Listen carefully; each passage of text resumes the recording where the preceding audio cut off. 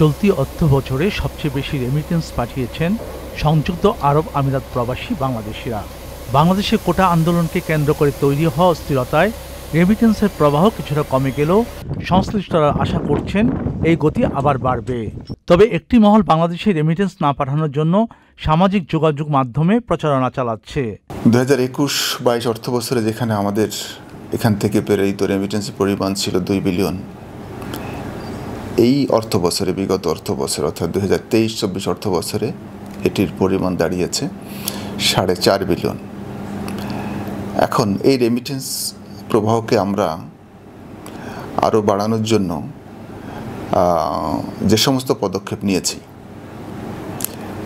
যেটি চলমান আছে, এখন এই প্রোপাগান্ডা বা গুজবকে প্রতিহত করার জন্য আমাদের এই যে উদ্যোগ এবং আমাদের বাংলাদেশ কনসুলেটের যে সমস্ত উদ্ভাবনী কর্মসূচিগুলো আছে, যা ইতিমধ্যে ব্যাপকভাবে প্রশংসিত হয়েছে এবং হুন্ডি প্রতিরোধে যা অভূতপূর্ব ভূমিকা রেখেছে, সেগুলো আরও জোরদার হবে এবং এর ফলে রেমিটেন্স প্রবাহ যারা মনে করছে যে রেমিটেন্স প্রবাহ কমে যাবে, বাংলাদেশ ক্ষতিগ্রস্ত হবে, তাদের ধারণা সম্পূর্ণ অমূলক এবং তাদের কথায় বিভ্রান্ত হয়ে যারা হুন্ডির মাধ্যমে রেমিটেন্স পাঠানোর চেষ্টা করবে, তারা নিজেরা বিপদগ্রস্ত হবে, তাদের পরিবার বিপদগ্রস্ত হবে। এখন জন্ম সনদ দিয়ে খোলো বিকাশ স্টুডেন্ট অ্যাকাউন্ট, নিজের বিকাশ নিজে কর।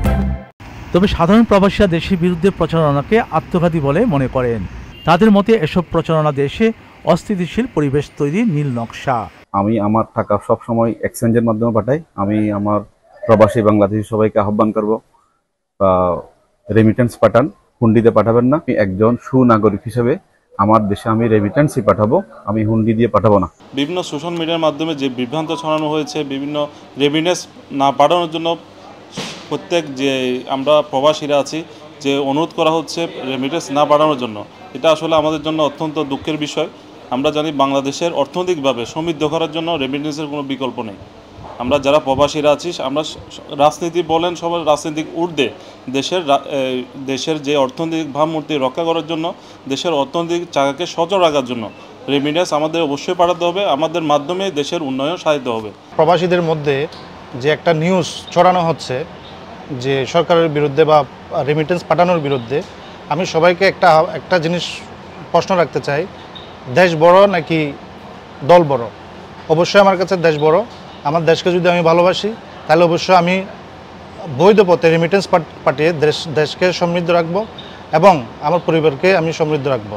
প্রবাসী ব্যবসায়ীরা জানান, চলমান কোটা সংস্কার আন্দোলনকে ঘিরে ইন্টারনেট বিচ্ছিন্ন থাকায় বৈধ পথে রেমিটেন্স পাঠাতে সমস্যা হয়। বাংলাদেশ মিশন সহ কমিউনিটি নেতারা এসব প্রচারণা থেকে সতর্ক থাকতে প্রবাসীদের অনুরোধ জানিয়েছেন। যাযাবর মিন্টু, চ্যানেল আই।